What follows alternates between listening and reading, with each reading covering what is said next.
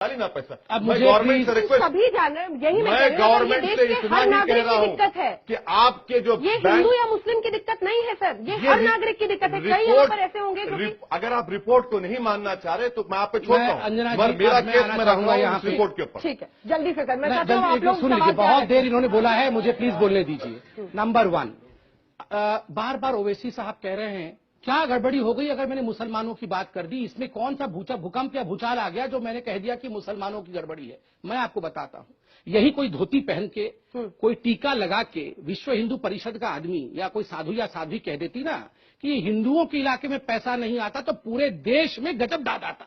ये हिंदुस्तान को बांटना चाहते हैं, ये हिंदुत्व बनाना चाहते हैं। यही ओवैसी साहब पार्लियामेंट में चिल्ला रहे होते और आज में बोल रहे हैं कि मैं मुसलमानों की बात क्यों ना करूं। क्यों करेंगे केवल मुसलमानों की बात, सबकी बातें क्यों नहीं करेंगे। दूसरी बात, रिपोर्ट पे आता हूं मैं। आप रिपोर्ट पढ़िए, मैं आप सबको बता रहा हूं इंफॉर्मेशन के लिए, बहुत होगा तू मैं। अब मैं हकीकत बताता हूं। रिपोर्ट में लिखा है कि हां, सचर कमेटी की रिपोर्ट भी आई कि मुसलमान पिछड़ा हुआ है। 2000 कोई पिछड़ ये 2.5 साल में नहीं गया, कोई 2.5 साल में आके हमने आपके बैंक नहीं छीन लिए।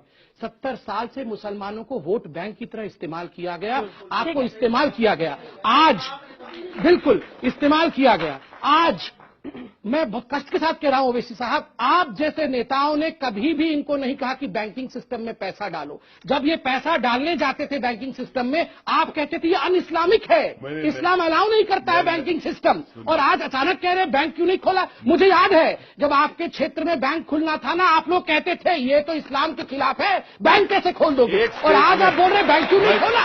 मैं संपित को चैलेंज कर रहा हूं, मेरा कोई एक स्टेटमेंट दिखा दें जो ये कह रहे हैं। मेरे को स्टेटमेंट पढ़ने कहाँ दे रहे हैं, मैं तो ऐसे स्टेटमेंट पढ़ दूं कि सब भूकंप आ जाएगा।